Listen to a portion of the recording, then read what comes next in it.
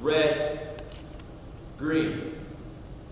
Slow down, stop, go. Lights pull up on scene as Tom looks down at Barb and smiles. Looks like everything works up here. Great. Don't tell me that you're still upset that the town council approved putting up this stop. Stupid town council. Aren't you on the town council board? Yeah? So what? I got outvoted. What do you have against this stop? It's just here to make sure everyone stays safe at the busiest intersection in our town. Since when is the corner of Main and 3rd considered busy? Ever since they opened the interstate a few miles north, we've had a lot more traffic come through town. That's just it. They drive right through our town. They don't come into the store and buy groceries. They don't go across the street and buy a burger from Polly's Diner. So why are we bothering to put up a stoplight? They're not going to stop. Just let them pass by. Like time is passing us by? What is that supposed to mean? Maybe the stoplight's a good thing. Maybe it means this sleepy old town is finally moving up a little bit. You know, Tom, I never figured you for one of those big city types. Neither did I. I thought you were one of us. Who's us? You know, one of us. Thus that have lived here for generations and run shops and restaurants. Thus that sit outside and on hot days drinking icy glasses of lemonade and playing endless games of checkers with our neighbors. Thus that know the names of every kid in town and aren't afraid to call them out when they get too rowdy. Thus I think things here in this town are perfect just the way they are and don't see why things have to change. Oh, Barb. I am one of that us. But I also happen to like this new stoplight. I don't see what's so great about it. The light turns yellow when we need to slow down and check out our surroundings. It turns red when things aren't safe and we need to take a few moments and stop. And when that light turns green, we know all is well and we are free to go on, to head off in a new direction to whatever life has to offer us. I don't know about you, but sometimes I need a little reminder to slow down, stop, and take in all the great things that life has to offer in this town. But also know that there's a great big world out there somewhere. And it's okay to go and explore. I don't need to go exploring. Everything I need is right here. That's great. You know, people are going to hate that stoplight. They'll want to take it down. Only time will tell, Barb. Oh, snap. Speaking of time, I'd better be on my way. Polly's oven is on the fritz, and she'll have my head if I don't go there in time to fix it for the breakfast rush. The whole town will have your head if they don't get their breakfast. Ain't that the truth? See you later, Barb. See you, Tom. Stupid stoplight. Barb picks up a rock and throws it at the light. The stoplight immediately turns red. You didn't like that, huh? You telling me to stop? Take that! Clara and Melvin enter with their launchers. They set them up nearby outside of the store as Barb throws another rock. The light begins to flash red. Barb jumps back and leaves the light. I didn't mean it, I swear. Who are you talking to, Barb? You ain't talking to that new stoplight, are you, Barb? Did you guys see that? It's flashing red because I threw a rock at it. The stoplight resumes cycling through colors as normal as Barb looks at Clara and Melvin. Looks fine to me. Looks fine to me, too. It was flashing red at me just a minute ago, I swear. Sure thing, Barb. Whatever you say, Barb. Stupid stoplight. Barb exits into the store. You saw a flash happen too, didn't you, Melvin? Sure did, Clara. Sure did. Melvin and Clara chuckle as lights fade to black. Melvin and Clara exit.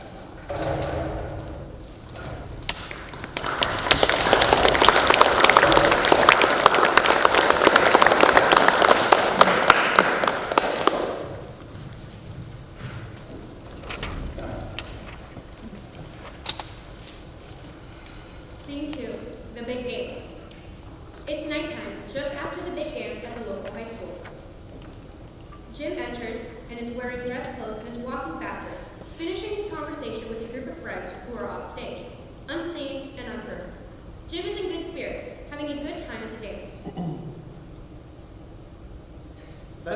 Chuck. I bet he never saw that coming. No way. You better hope Mr. Schmidt doesn't find out. What about you, Bill? You and Lucy look pretty cozy. Yeah, well, does she know that? Jim pauses, listening to the response. Sally enters, wearing a dress. After a few steps in, she sees Jim, shakes her head and stops, listening. Jim flicks the collar of his jacket boastfully. You know me. The ladies at Central High love them some Jim. Yep, even her. She might have played it cool at the dance, but you guys know Sally's desperately in love with me. Is that so? Sally, I didn't see you there. I gathered that. How long have you been standing there? Long enough. I'll talk to you guys later, okay? Hey, Sally, wait a minute, won't you? How can I resist? After all, I'm desperately in love with you. Isn't that right, Jim Matthews? I was just joking around with the guy, Sally. You know how it is. No, I don't. But I'd love to hear more. Enlighten me. Well, I see. That's what I thought. Won't you at least let me apologize? That's not necessary. Yes, it is. I don't want you to think that's the kind of guy I am. You don't want to know what kind of a guy I think you are. What is that supposed to mean? You're the kind of guy who makes jokes about the bows I wear in my hair. Are you serious right now? You're the kind of guy who calls me a brainiac when I raise my hand and answer a question. That happened one time.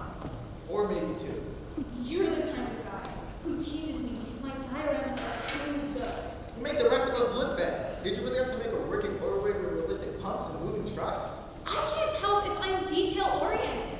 Detail obsessed is more like it. Why couldn't you make a baking soda volcano like the rest of us? Hey, if you're content with a measly A-, who am I to stop you?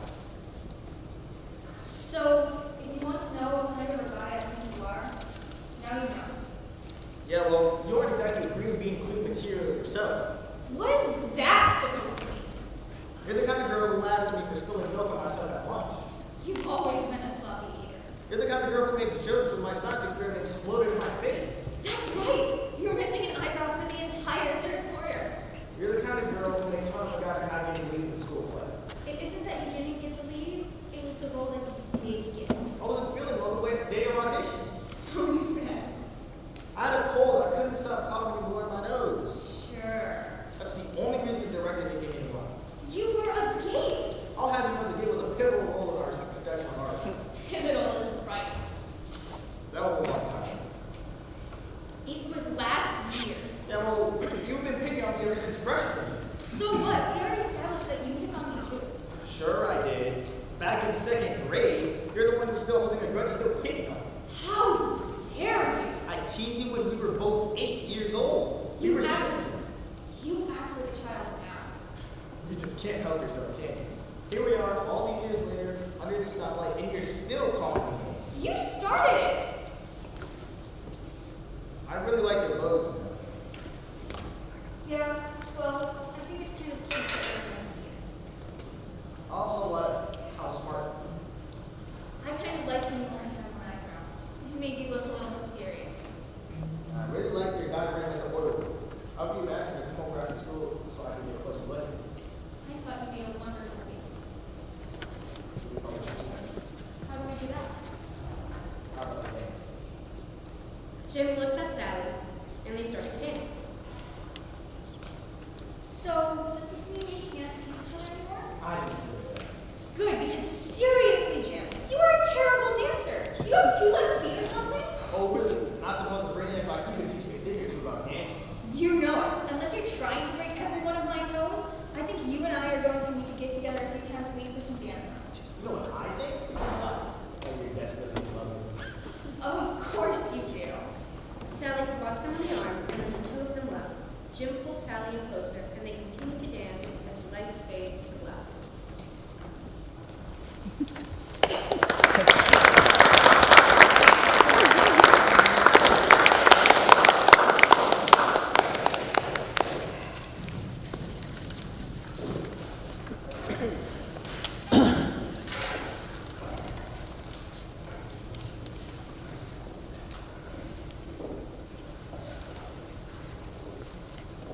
Scene 3. Sooner or later. It's daytime. Clara and Melvin are seated in their chairs. Quiet day today.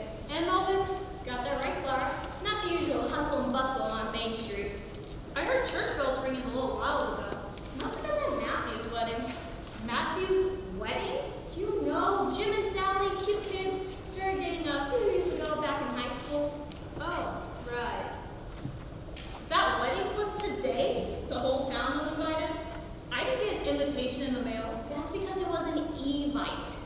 What's an e-bite? You know, an electronic invitation from your email. Why would they do a thing like that? I don't check my email. I don't even know if I have email. Do you have email, Melvin? Of course I do, Clara. Everyone has email. Oh, Jim and Sally enter, holding hands and beaming.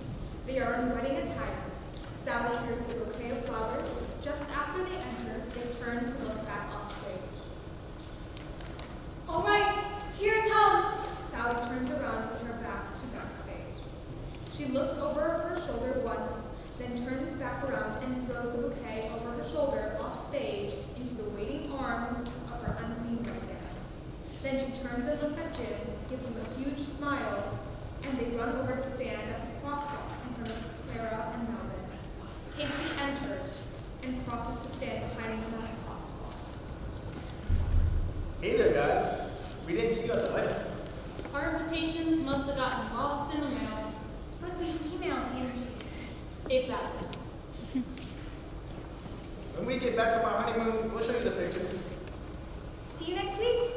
Sally and Jim smile at each other, hold hands, and look up at the stoplight. When it turns green, they cross and then start to exit. Casey takes one step out into the street, looks around, and then takes a step back. As Sally and Jim exit, Melvin calls out to them.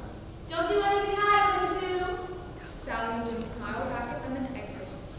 During the next few lines, Casey watches the light and attempts to step out into the street a few times, but is not successful, always stepping back. If they listen to you, that would be one boring honeymoon. What are you talking about? I'm romantic.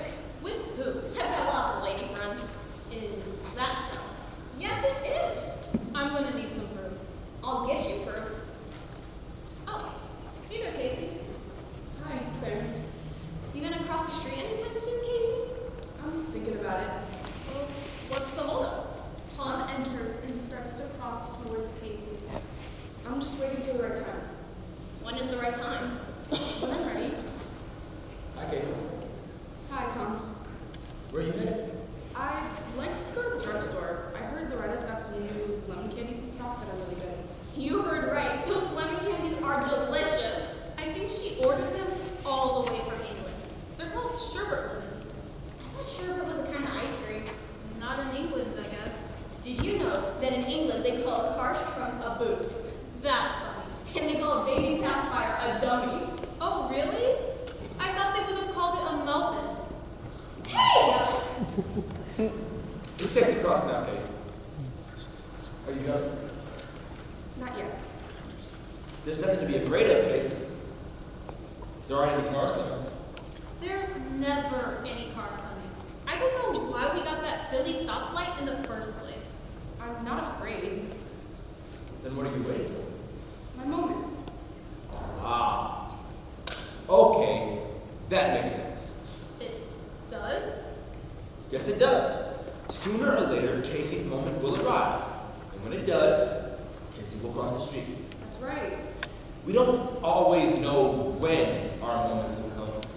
But when it does, we just have to be ready. I think I'll try again tomorrow. Same time, same place. Sounds like a plan. Casey turns and exits. Yeah, and that's my cue to go. See you later, fellas. See you, Tom. So, getting back to those lady friends of yours, Melvin, What about them, Clara? when am I going to see that proof? I'll email you. Clara looks at Melvin as the lights fade.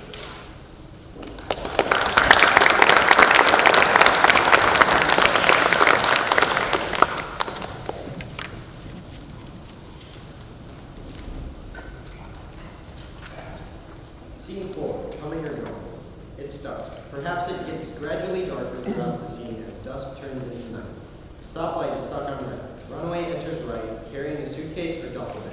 She looks around worried, then starts to walk towards center, under or next to the stoplight. At center, she puts down her suitcase, looks back over her shoulder toward right, then pulls out her phone.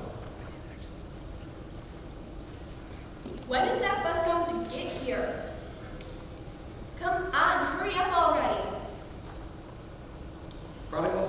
enters from left, carrying a suitcase. Runaway sees him. Hey, mister, did you just get off the 7:30 bus out of town? No, I'm sorry, I didn't. But you have a suitcase. I do. So you must have come from out of town. I did. I took a taxi. Oh, right. I can't afford a taxi. Guess I'll just have to wait for the bus. I'm sure the bus will be here any minute. Shows how much you know. The bus rarely comes through here. Only once every couple of days. This town is too small to be included on the normal bus route. Wait a stoplight. A broken stoplight. It's stuck on red. Still, if you have a stoplight, that must mean you get a decent amount of traffic from the interstate. You definitely aren't from around here. Actually, I am. That's not true. If you were from around here, I'd know you. This town is so small, everyone knows everyone. It's been a long time since I've been home. So you left? You actually got out of this place? I did. Tell me, how'd you do it? One day, I just packed a bag and left. And you never looked back? Not at first. I loved living in the city. Working all day, coming home from my very own apartment at night, trying new foods, seeing new movies, meeting new people. That sounds amazing. No one around here has ever heard of culture. Right at this moment, the cinema is playing a double feature of Groundhog Day and What About Bob? Great flicks. Bill Murray's the best. Slapstick comedy and gross out humor. Whatever happened to the classics like Breakfast at Tiffany's or Mean Girls? Mean Girls? A classic? You know what I mean. You're right. There is definitely a lot of culture in the city, but there's also a lot of noise and dirt and loneliness. How can that be possible? There are way more people living in the city than here. True, but in the city, everyone's always coming or going. You could walk the streets all day and not run into a single person you know. No one takes a moment to slow down or even stand still. I guess that's why I came back here. Maybe I just need to stand still for a little while. But I don't want to stand still. Not here anyway. I'm just so sick of everything in this town. The shops, that stoplight, the people. The people? I always thought one of the best things about living in a small town was how nice everyone was. That's it exactly. Everyone is so nice. All the time. Too nice, if you ask me. Is there such a thing as too nice? Yes! Some days I feel like everyone in this town except for me are aliens disguised as humans. Sure, they look like us, talk like us, and even move like us, but deep down inside their human skin lurks aliens, just waiting to take over the world. Like the body snatchers. The what? The body snatchers? From a black and white movie from old? Wow, you are old. Black and white movies? And here I thought you were so cultured. Runaway rolls her eyes at Prodigal Son as Casey enters and crosses to the stoplight. During the next few lines, she attempts to cross the street a few times, but is unable to. Okay, I'll tell you. Invasion of the Body Snatchers is a movie about a town overrun by aliens known as pod people, who would use pods to change their forms from alien to human. They would use their new human forms to assimilate into everyday life, unnoticed, looking exactly like everyone else. Yes, that's it. That's exactly how I feel sometimes. Like everyone around me is a pod person, and I'm the only one who can see them for who they really are. Casey gives up and exits right. Runaway and Prodigal Son watch her as she exits. Okay, that girl is definitely a pod person. I remember feeling the same way as you do about this town. So you get it. You understand why I have to leave. The thing about pod people is they are devoid of human emotions, such as love. It's the one thing they couldn't replicate. And if I remember correctly, the people of this town have plenty of love to spare. You're starting to sound just like a pod person. Maybe you are one, coming back to town to assimilate into everyday life. Maybe I am. If our town were overrun with aliens,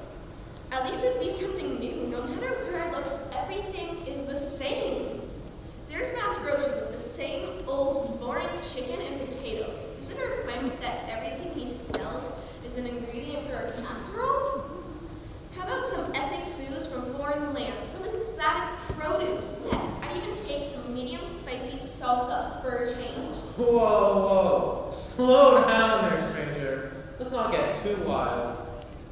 Or there's the pharmacy, where the most exciting thing to happen a few years ago was when Loretta suddenly started stocking lemon candies from England. Well, you did say you wanted foods from foreign lands. Or the cinema that refused to show a movie from this century. You got me there. Bill Murray is a genius. But there are great movies not starring some comedic talents that you guys really are missing out on. Then there's Kelly's Diner. I have to stop you there. Then, Holly's Diner is amazing. How would you know? You haven't been here in years. Holly's is an institution. The club sandwiches, the french fries, the chocolate malts.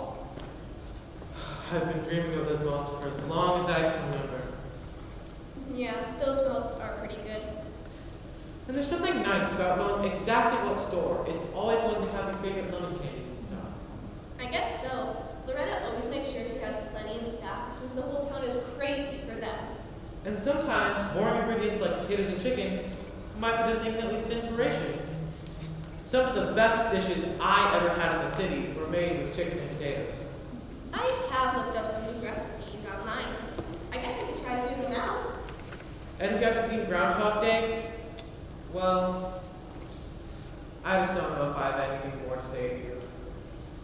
All right. I'll go watch Groundhog Day. And what about Bob? One step at a time, buddy. So you're staying here? I just don't know. I bet there are a lot of people who would miss you if you left. Pot people. Maybe. Maybe not. All I'm saying is, there are reasons to stay, and there are reasons not to. Life is not as simple as that stoplight over there. You won't have a light telling you when to stop and when to go. I don't have that now. If I let this stupid stoplight decide, I'll be stuck here forever.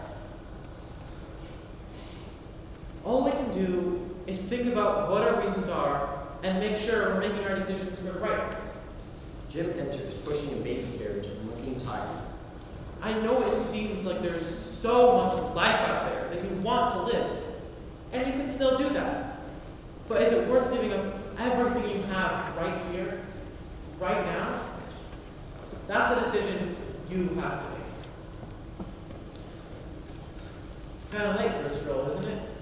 Tell me about it. But it's the only thing that will soothe him. My wife is getting a little sleep while I take the baby to walk around town. He finally fell asleep a few streets back. He was exhausted. I barely even know my own name. I think it's Jim. Well, nice to meet you, Jim. You do know that you've stopped walking, though, right? I'm afraid if I stop moving the carriage, then the baby's gonna wake up. You have to stop moving sometime. What remains to be seen. Is this light ever gonna turn green? I think it's broken. It's been red all night. It doesn't matter. We got the stoplight some years back, but we still don't have much traffic going through town. I guess some things never change. I guess not. Have a good night. You too. As Jim starts to exit, the sound of a baby crying is heard.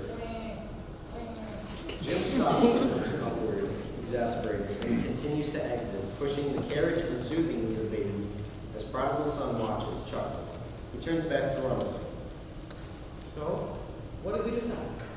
I guess I'm gonna stay here for now. What changed your mind? If I'm going to leave this town, I want it to be because I'm running towards something, not something I'm running away from. I wish someone had given me that advice before I left town. Do you think you would have stayed? Who knows? I guess the important thing is I'm here now. And right now, in this moment, this is where I want to be. Well, I guess I better get home before my mom and dad start to worry. They both simultaneously pick up their suitcases. She starts to exit right, then turns back. Good luck simulating with the pack, people. You too. Runaway exits as prodigal son watches her exit. Tom enters whistling, carrying a toolbox and a ladder. When he approaches the stoplight, he tips his cap to prodigal son and starts to set up his ladder. Good evening. Hey there. Light's broken. Stuck on red. I see that. I should have it fixed in no time. Sounds good. Take care. Hey, do I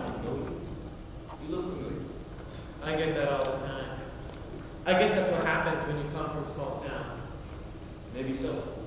Well, good luck with the light. Sorry you have to be out working so late. That's all right. It's a beautiful night. The kind of night that makes you want to slow down and take everything in. You know what I mean? Yeah, I think I do. Good night. Good night. Prodigal son exits as Tom turns back to fixing the light. He makes the finishing touches. I think that just about does it. Not to see if it works or if we're stopped on red forever. Yellow. Slow down. Take everything in. Don't mind if I do. Tom starts to descend the ladder as the stoplight begins to move through its colors mode. He packs up his tools and ladder and starts to exit slowly, whistling as the lights fade to black.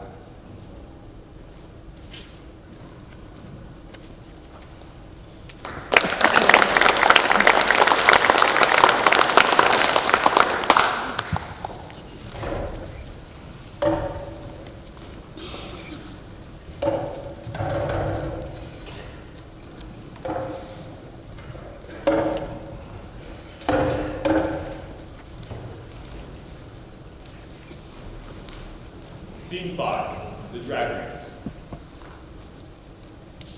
I love the thrill of racing. Hot metal. The smell of burning rubber. The wind in my hair. This one is mine. I can feel it. So, what are the terms? We start over there, race around the stoplight, and finish over there. The first to finish wins. The first to swerve is chicken. You look silly. Yeah, well, your friend looks like a chicken. Stop it. Are you guys sure this is a good idea? I think it's a great idea. The best. This could be dangerous, you know? Danger doesn't scare me. Danger is my middle name. Your middle name is Winston. Shut up. But we're in the middle of the street. There could be cars driving by. Then we'll just have to get out of our way. Yeah, we were here first. They'll never be able to catch us anyhow. We're way too fast. I'm faster than you. No, I'm faster. We'll see about that. What are you racing? Pinks. Pinks?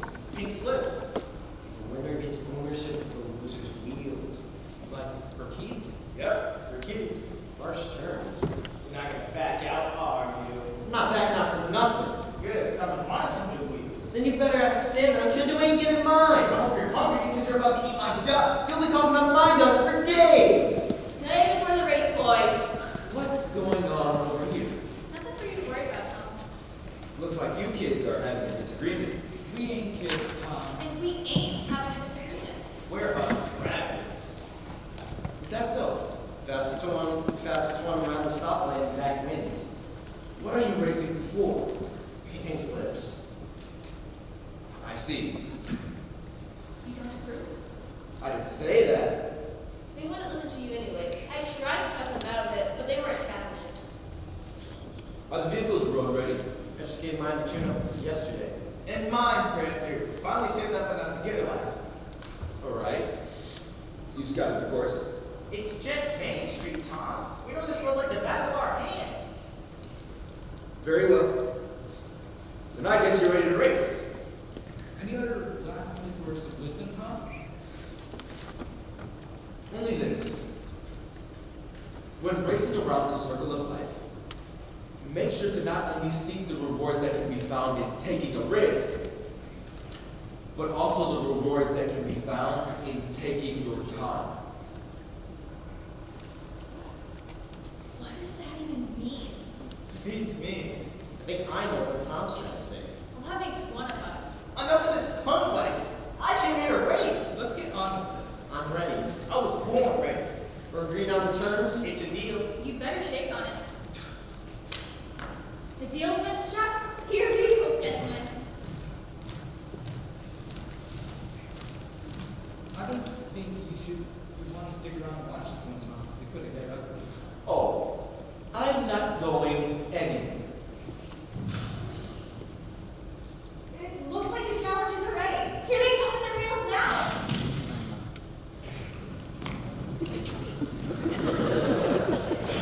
Start your engines, boys.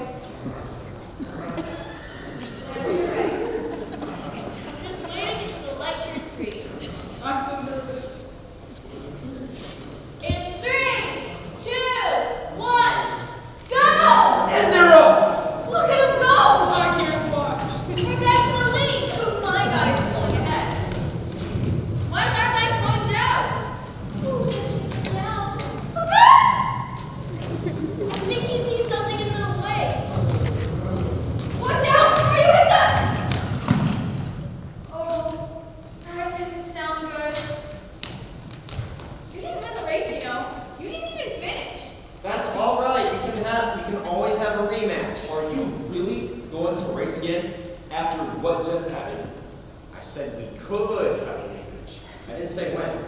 Besides, I learned today that there's rewards to be found when taking my time.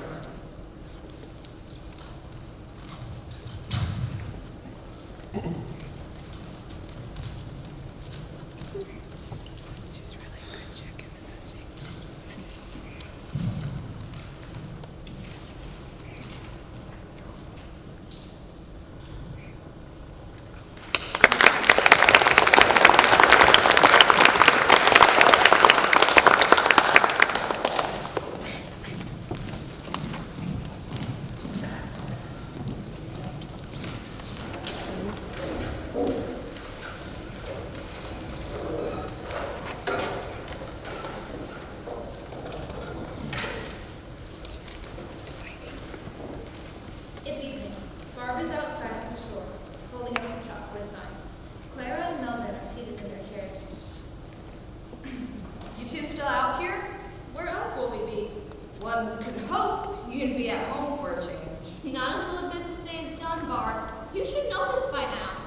Well, the day is done, fellas. Time to get out of here. You heard the man, Melvin. Sure did, Clara. See you tomorrow, Barb. See you tomorrow. Clara and Melvin start to exit as Barb puts the sign inside the shop and moves the door locked. When she's done, she turns out and looks at the stoplight. Stupid stoplight. Take that. Yes, I've done it at last. Bob 1, stoplight 0. She's finally done it. She stopped the stoplight. You thought you had me there for a minute, didn't you, stoplight? All those times you blinked red at me or messed me up when I was crossing the road. Not so funny now, are you? You all right there, Barb? Couldn't be better. Could not be better. How come? Because I finally put a stop to that stupid stoplight, and all it took was one rock. Is that so? Yup, I just swung it back like so and let loose. Didn't stand a chance. You know that's destruction of public property, don't you, Barb? What's that now? You've gotta be kidding me. Sure is. It's a classical misdemeanor as set forth by our very own town council. You should know better than anyone, Barb, seeing as you are on the council and all. Yeah, well, that stoplight had it coming. Looks like it stopped like 1, Barb 0. Once again. Barb crosses the stand next to her store. Jim, Sally, and Emmett enter. Emmett has a suitcase. I guess it's up to me to direct traffic until Tom comes to fix the light. What traffic? They put up that stoplight years ago, thinking we would be getting all this traffic from the interstate, but it never happened. My thoughts exactly. Well, if it's all the same to you, I will stand here just in case. Jim, Sally, and Emmett approach the stoplight. Sally and Jim are older, as is Emmett, who is now a young man off to college. Has the 7:30 bus out of town come through yet? Not yet. Oh, good. Do you know where everything's sweetheart? My roommate has all of the furniture set up in our dorm room already, and we've already shipped everything except what's in here.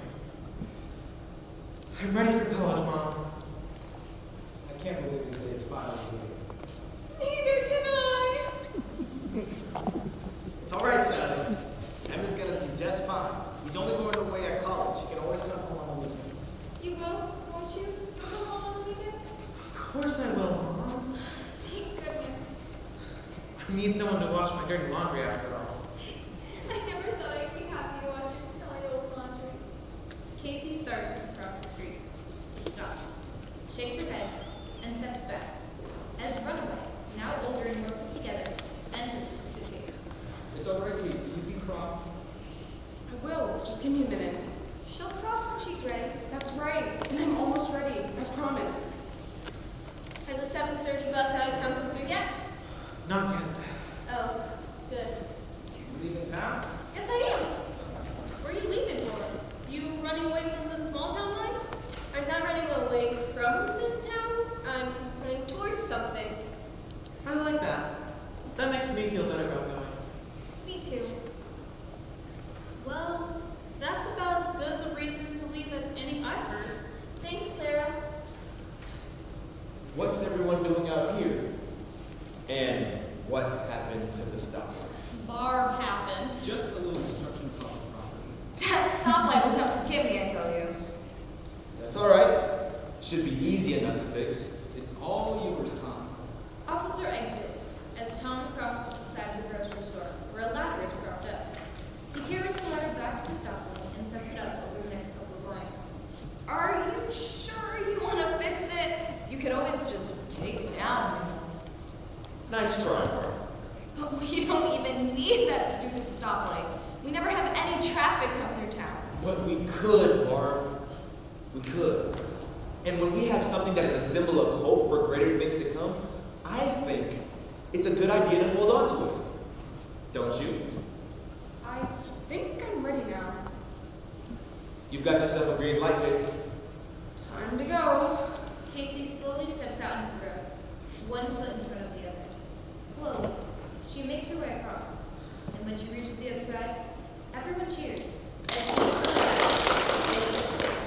I did it! In your own time. Casey exits excitedly as the sound of an approaching bus is heard.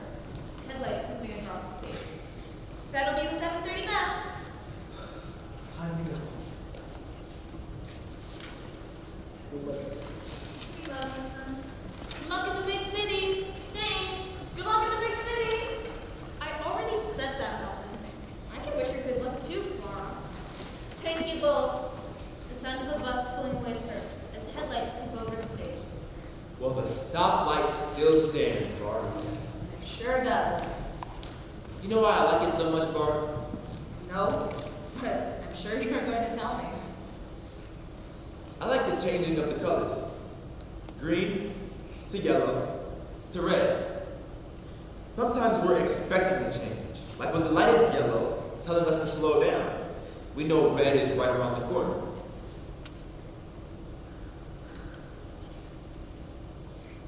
I hate that red light. But sometimes the change can catch us off guard.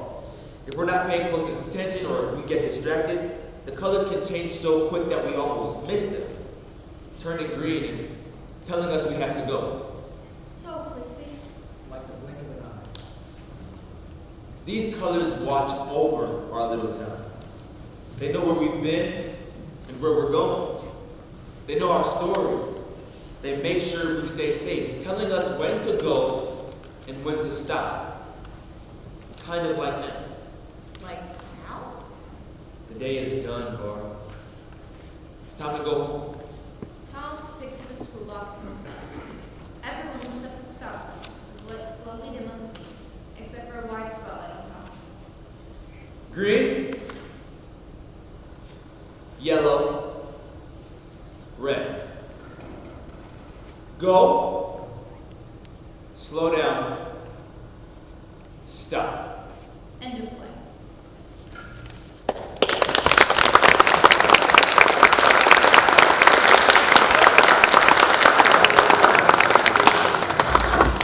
Thanks again for coming out tonight. We'd love you guys to give another round of applause for our student directors.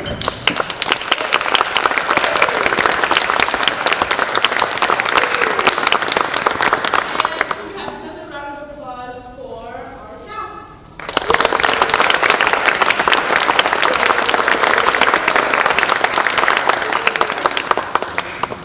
All right, thank you again.